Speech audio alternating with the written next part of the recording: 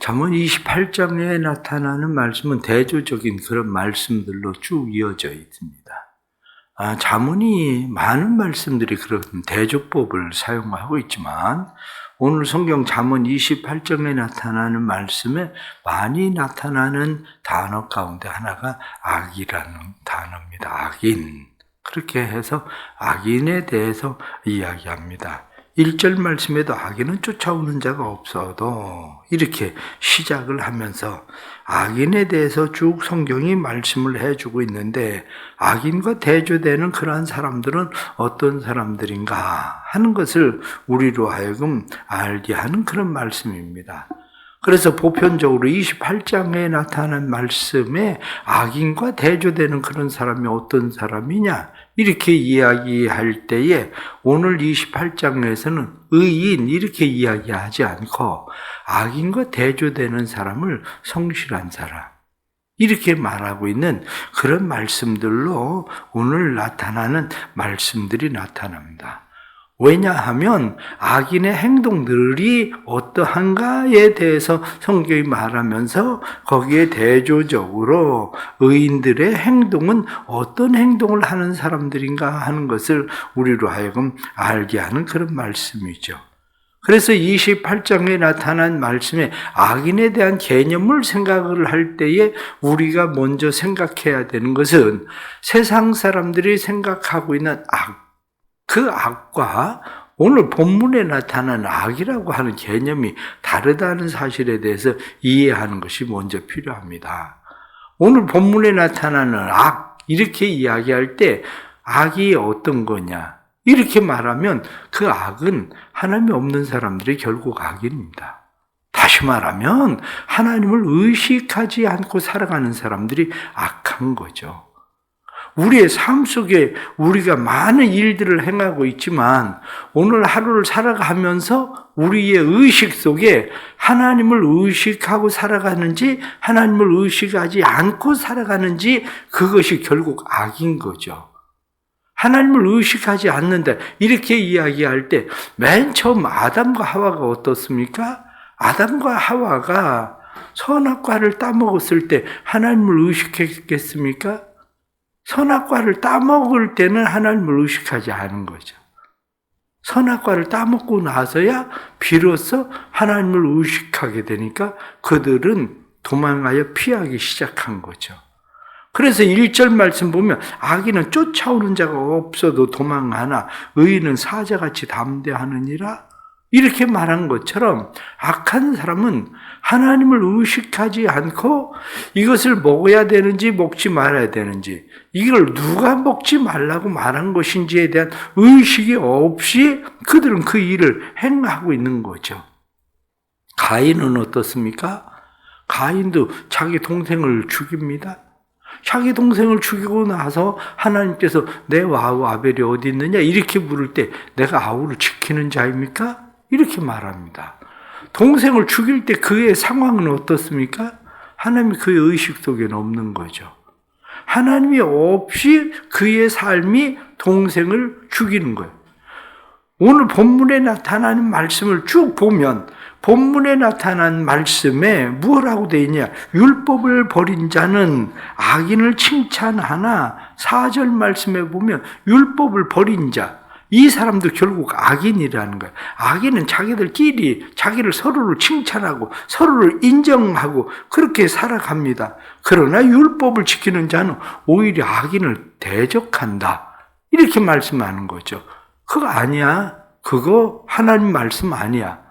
이렇게 그들은 하나님을 의식하기 때문에 그들은 이들에 대해서 동조할 수가 없는 거죠.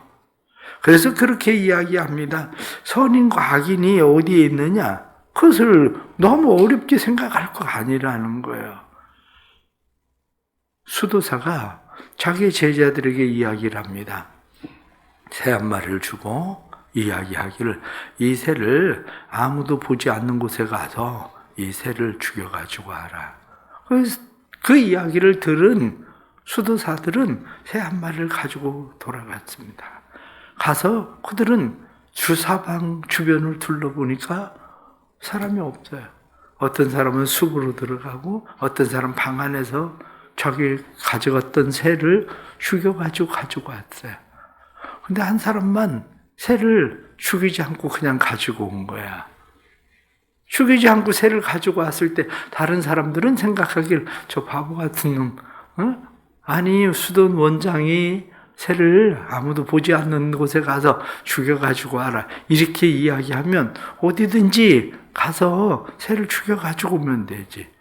그런데 그 사람에게 물어봅니다. 원장이 물어보기를 그럼 왜 새를 아무도 보지 않는 곳에 죽여가지고 오라니까 그냥 왔느냐. 그가 이야기하기를 내가 어디를 가든지 하나님 보고 계셔서 아무도 보지 않는 곳에서는 내가 죽일 수가 없었습니다. 그래서 그냥 가지고 온 겁니다. 바로 그거예요. 우리의 삶이 악이라는 거, 그거 내가 꼭 누구를 살인하고 도적질하고 간음하고 어떤 율법을 범하는 일들만이 악이 아니라 우리의 사상 속에 여호와가 없다, 하나님 보이지 않는다, 하나님을 의식하지 않고 살아가는 자체, 그게 뭐냐? 성경은 그걸 악이라고 얘기하는 겁니다. 그러면 오늘 나타나는 이 말씀을 보면 악하지 않은 사람들은 어떤 사람입니까? 악하지 않은 사람들은 오늘 나타나는 말씀 가운데 3절 보면 가난한 자를 학대하는 자는 곡식 학대하는 가난한 자는 곡식을 남기지 아니하는 포구 같으니라. 가난한 자를 학대하는 가난한 자. 이게 참 아이러니하지 않습니까? 가난하면 내가 당하고 내가 힘들고 내가 어려우니까 이 사람은 가난한 사람에 대해서 이해하고 그 사람들을 생각할 것 같은데 오히려 누가 이들을 학대하느냐? 오히려 가난한 사람이 그를 더 학대한다는 거예요. 가난한 사람이. 왜? 성경이 말씀하고 있는 것이 가난한 자에 대해서 이 사람은 하나님에 대한 의식이 없다는 거예요. 오늘 가난에 대해서 쭉 성경이 말씀하고 있는데 6절에 나타난 말씀 보면 가난하여도 성실하게 행하는 자는 이렇게 가난하도 성실하게 행하는 사람. 이 사람은 왜 가난해도 성실하게 행합니까? 위에서 나타나는 말씀에 가난한 자가 왜 가난한 자를 학대합니까? 성실하게 행한다. 이렇게 이야기하는 것은 모든 일에 거짓됨이 없이 정성스럽다. 그런 이야기거든요. 성실이라는 것은. 그러니까 거짓됨이 없이 그 사람이 정성스럽게 살 수밖에 없는 이유는 보이지 않는 보는 분이 있다는 사실을 인식하고 살기 때문입니다. 그러나 가난한 자가 가난한 자를 학대하는 이유는 아무도 보지 않거든요.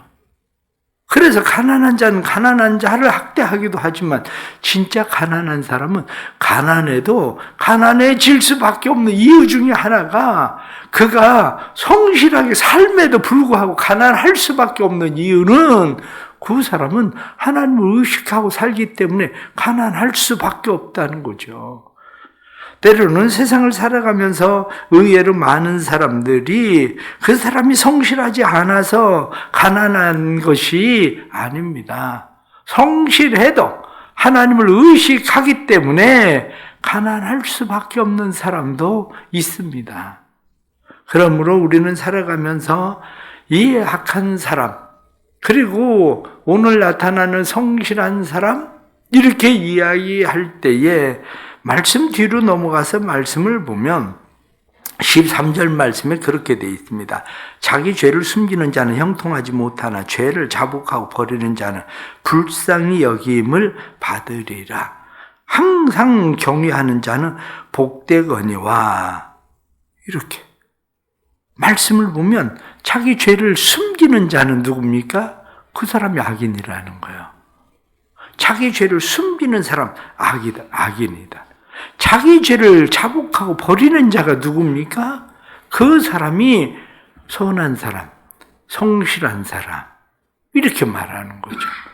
그렇기 때문에 항상 경외하는 사람, 여기 말씀에 형통한다 이렇게 말씀하는 이 형통이라고 하는 개념도 우리가 1절에 나타난 말씀과 연결을 시켜야 됩니다. 1절에 나타난 말씀을 보면 악인은 쫓아오는 자가 없어도 도망하나 이렇게 쫓아오는 자가 없어도 도망하지만 그러나 의인이라고 생각하는 여호와를 경외하는 사람은 복되거니와 이렇게 말씀하는 이 복됨, 죄를 숨기며 형통하지 못한다. 그러면 죄를 자복하는 사람은 불쌍히 여김을 받고 형통한다. 그 이야기는 도망하는 삶을 살지는 않는다는 거예요. 이런 사람들은. 그러게 우리는 늘 살아가면서 우리 가운데에 내가 살아가는 삶의 형태가 오늘도 살아가는 것이 성실함인가?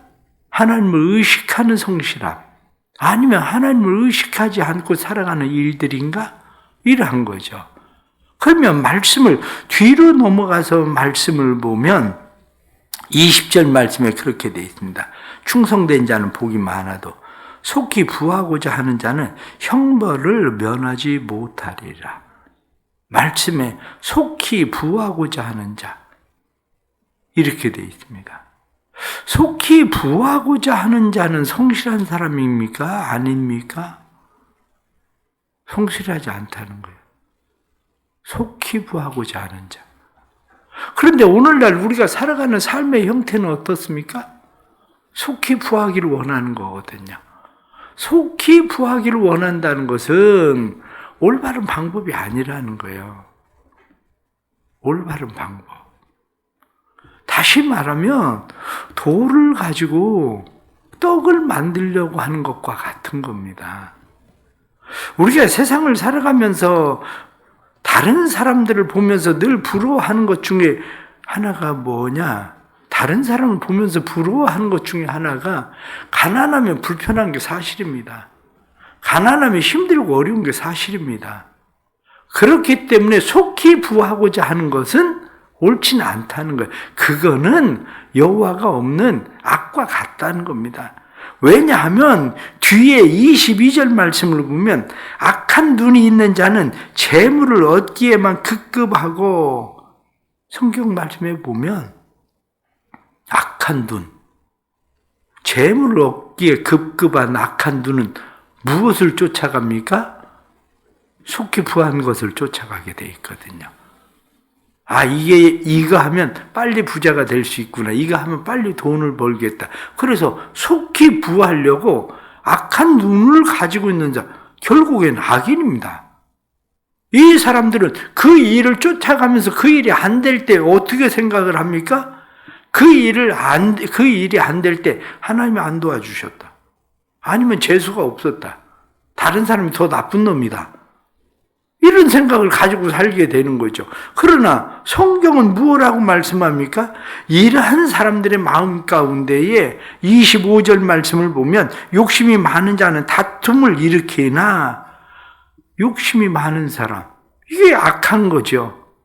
다툼을 일으킨다. 그의 마음 가운데 다툼이 끊어지질 않습니다. 마음속에. 결국 삶이라고 하는 게 뭐냐? 이렇게 이야기할 때에 삶은 무엇라고 이야기하느냐? 신앙은 흉내가 아니다. 신앙은 하나님을 보는 믿음으로 사는 거다. 그렇게 말하는 거예요. 오늘날 우리는 신앙생활을 한다고 하지만 실제 우리의 삶 속엔 하나님을 의식하지 않아요. 하나님을 의식하지 않고 우리는 흉내를 내면서 사는 겁니다. 흉내를 내면서 살면서 우리는 내가 신앙이다, 내가 믿음이 많다 이렇게 이야기하죠. 그러나 말씀 앞으로 넘어가서 말씀을 보면 사람이 귀를 돌려 율법을 듣지 아니하면 그의 기도도 가증하니라. 기도를 많이 합니다. 그런데 하나님이 보시기엔 가증하다는 거예요. 그 기도가. 왜냐? 그 의식에, 삶의 의식 속엔 하나님이 없는데 그는 마치 자기가 하나님을 믿고 의지하고 신뢰하고 하나님을 쫓아 살아가는 것처럼 기도를 많이 하지만 실제 삶에는 율법이 없다는 거, 하나님 말씀이 없다는 거죠. 하나님이 없으면서 이 사람은 속히 부하려고 하죠. 욕심은 많죠. 그리고 악한 눈으로 그 돈을 보고 부하게 되는 것을 쫓아 살아가죠. 그러면서 그는 마치 무엇이 잘 되면 하나님 복 주셔서 된 것처럼 생각하고, 무엇이 안 되면 하나님 복을 안 주셔서 안 되는 것처럼 생각하고. 그러나 성경은 그게 미련한 것이야. 그래서 26절 말씀 보면 자기의 마음을 믿는 자는 미련한 자요. 하나님을 믿는 게 아닙니다. 하나님을 믿는 게 아니라 자기 마음 믿고 살아가는 거죠. 자기 마음 믿고. 오늘날 우리는 이 세상을 살아가면서 하루하루를 우리는 어떻게 살아가는지를 다시 우리를 생각해야 됩니다. 내 삶은 스스로 난 신앙을 가지고 있다, 이렇게 생각하지만 내 삶의 의식 속에 하나님은 계신가? 내가 하나님을 믿고 의지하고 살아간다고 이야기하는데 하나님을 믿고 의지하고 살아감으로 나는 성실하게 사는가? 이러한 일들이 오늘 주시는 말씀을 보면서 우리가 깨닫게 되는 거죠. 하나님 앞에 성실함. 그것이 바로 하나님을 믿는 의인입니다. 하나님 앞에서 성실함, 그것은 가난한 사람들을 학대하는 게 아니라 오히려 가난한 사람들에 대해서 말씀에 나타나는 것처럼 오히려 그 사람들을 돕는 것. 악인은 가난한 자를 압제하고 학대하지만, 그러나 결국 참된 그리스도인들은 우리의 삶 가운데 누군가를 도울 줄 알고, 누군가에게 베풀 줄 알고, 누군가를 사랑함으로 살아가는 사람, 그것이 하나님을 의식하고 살아갈 줄 아는 삶이다 하는 것을 알게 하시는 거죠. 오늘도 28절 마지막 말씀 보면 그렇게 되어 있습니다. 악인이 일어나면 사람이 숨고 그가 망하면 의인이 많아지느니라. 악인이 일어나면 사람이 숨는다. 악인이 일어나 사람이 숨으면 결국 누가 움직입니까? 하나님이 움직이시는 거예요. 하나님이. 오늘도 하나님 앞에서 우리가 성실함으로 우리가 살아갈 수 있는 믿음의 삶이 되기를 간절히 바랍니다. 기도하겠습니다. 늘 하나님을 의식하고 살아간다고 말하지만 율법을 행하지 않고 기도하는 기도는 가증한 일이다. 성경이 오히려 말씀한 것처럼 믿음은 우리의 삶이 흉내가 아니라 믿음은 하나님을 믿고 의지하고 바라봄으로 하나님 앞에 살아가는 성실함인 것을 우리가 다시 깨닫습니다. 주님, 우리를 도와주옵소서. 참된 믿음으로 살아가도록 도와주옵소서. 우리의 신앙생활이 그저 흉내만 내는 신앙생활이 아니라 우리의 신앙생활이 하나님을 믿고 의지하고 신뢰하기에 때로는 가난해져도, 때로는 순교의 자리에 내려가도 하나님을 믿고 의지하고 신뢰함으로 하나님 앞에 성실함으로 오늘 하루를 살아갈 수 있도록 도와주옵소서. 우리는 속히 부하고자 하는 마음의 욕심들이 우리 안에 있습니다.